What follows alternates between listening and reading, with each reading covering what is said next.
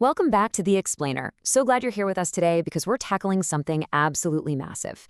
It's an incredibly pressing issue that honestly is almost entirely invisible to the average person. Think about it. Every single time you generate a quick image, or ask a chatbot to draft an email, or use AI to solve some complex problem, you are pulling from a massive hidden grid of physical power. Today, we're breaking down the sheer energy required to power this whole artificial intelligence revolution. And trust me on this, the numbers are absolutely going to surprise you. Okay, let's dive into this. When you picture modern AI, it's easy to imagine it as this weightless, magical software just floating out there in the cloud.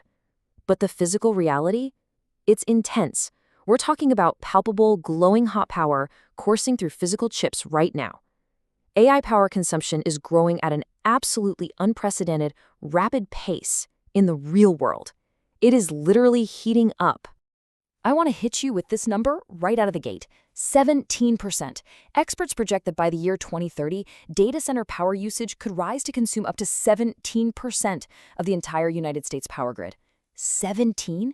That's a ticking clock for our infrastructure, folks. The exact same technology propelling us into the future is simultaneously putting a massive strain on the foundational power grid we rely on every single day.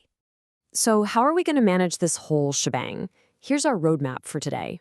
We'll start with the true cost of AI, then look at US versus global power demand, and cover current demand reduction strategies.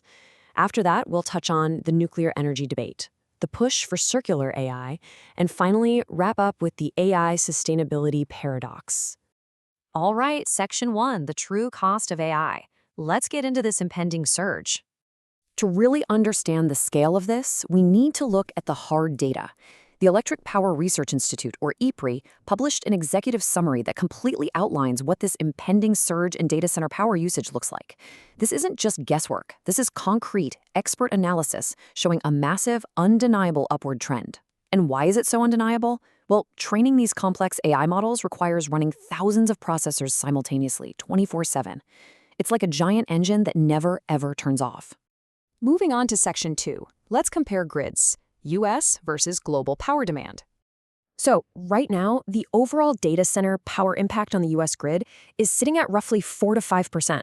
Honestly, that slice of the pie doesn't sound totally apocalyptic today, right? But we really have to recognize that this 4 to 5% is just our baseline. It's where we're starting right at the very beginning of the AI boom. Now, what's really interesting about this slide is the dramatic jump. We go from that current 4.5% usage all the way up to a projected 9 to 17% by the end of the decade. That is a staggering contrast. I mean, our physical power infrastructure was just not originally designed to scale at the lightning speed of software development. Now, you might be wondering, why is the US grid taking such a remarkably heavy hit here? Well, it's pretty simple. The US is the undisputed hub for AI right now. In fact, the US hosts roughly 45% of the entire world's data center capacity. Compare that to the rest of the globe, where worldwide data centers use only about 1.5% of their total electricity. Other countries just don't have the massive concentrated server infrastructure within their borders like the US currently does. But make no mistake, the rest of the world is catching up fast.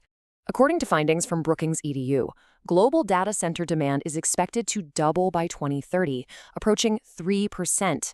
And take a look at the specific metric for AI workloads. While they currently account for just a tiny fraction of a percent of global power, like 0.2 to 0.4%, that specific chunk is expected to literally triple in the exact same time period. The growth rate for AI workloads is incredibly steep everywhere. Which brings us to Section 3, current demand reduction strategies. So, the absolutely crucial question is, how on earth are we mitigating this? Well, one of the primary tools right now is demand reduction through some pretty wild hardware innovations, specifically immersion cooling.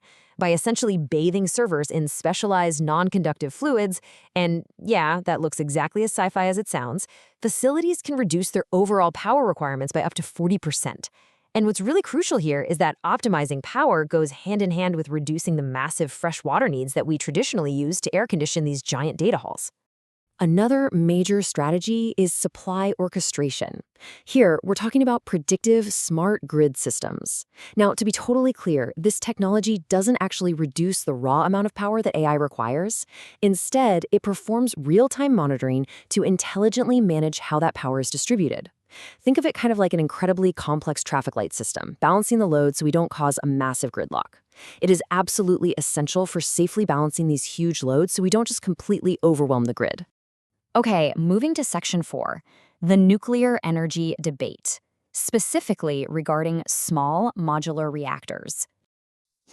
So as the tech industry frantically hunts for reliable, carbon-free power, small modular reactors, or SMRs, have heavily entered the chat. According to the World Nuclear Association, these reactors could theoretically provide immense, localized power right where it's needed. But, as you can imagine, it is highly debated.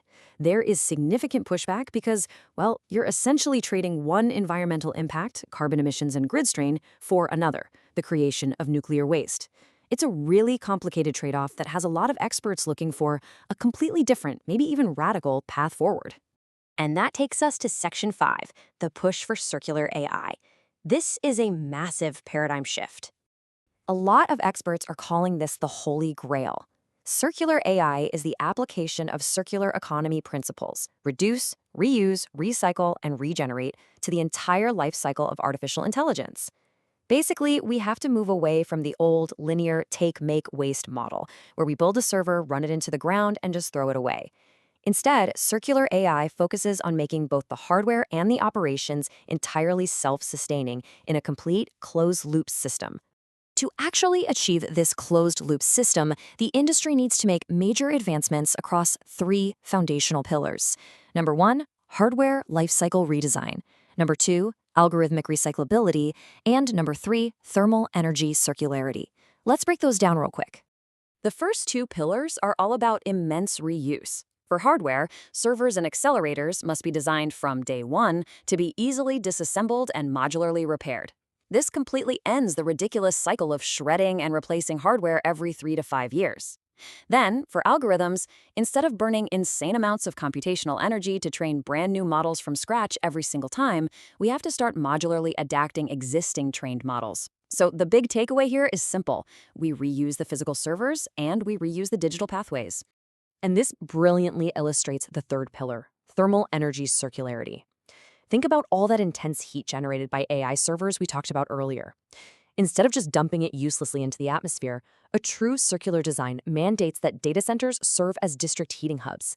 They can actually channel hot water directly into municipal grids to heat our homes, power vertical farms, or run manufacturing plants.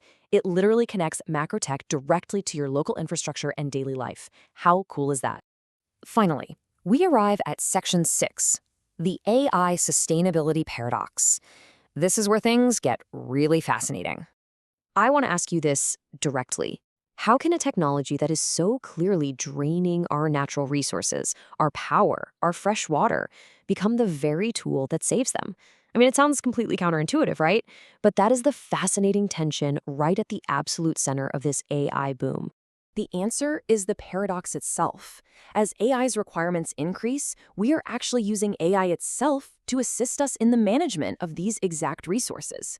AI is literally the tool, helping us design better immersion cooling, optimize those complex smart grids, and map out circular data centers. By leveraging AI to achieve this closed-loop vision, we're finding a highly effective way to make our resources more sustainable. It leaves us with a really profound question to ponder as we wrap up. If we can teach artificial intelligence to optimize its own physical survival, what other global resource crises could we eventually ask it to solve? It is definitely something to think about. Thanks so much for joining me for this explainer, and we will catch you next time.